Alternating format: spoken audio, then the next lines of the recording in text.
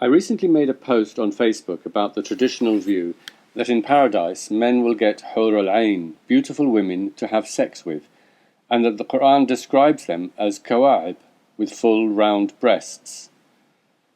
I was met with hysterical attacks that I am a devious Islamophobe who is intentionally lying so that I can mislead Muslims, and that I don't know Arabic, and that it doesn't mean women, but it means grapes.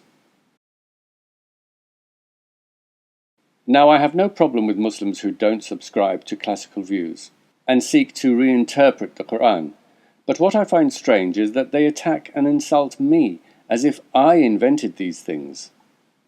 I have a lot of empathy with the vast majority of ordinary Muslims who have issues with some of the classical and traditional views and oppose them, but their energy would be better spent speaking up against those sheikhs and imams who espouse them. The problem is that very few have the courage to do that. It's far easier to just attack some ex-Muslim online. My name is Aisha Zawahir. I'm pursuing my Islamic studies. I'm a freelance writer. I did my Islamic studies in the Madras University. I have a question regarding this women in Jannah. I have come across women scholars stating that this word does not refer to women actually. What do you have to say about this as an Islamic scholar?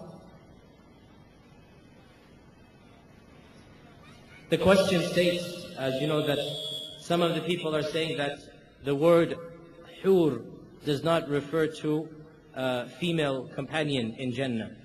And this is the belief of some of the, what we call the modernists or progressives, some of the people who are, to be honest, so embarrassed by their religion that they want to change it and they want to make it in a way that they think it will be acceptable in the West or in other places. This is a modern phenomenon. I do not know of any classical scholar of any of the groups of Islam, Sunni, Shia, Mu'tazila, Khariji, none of the classical scholars of Islam held this position or opinion. This is a completely new opinion, and it is being propagated by certain sectors in the Western world in particular, and they say Hoor Al-Ayn refers to a white, luscious grape. It is a fruit. This is what they say. Hoor Al-Ayn is a grape.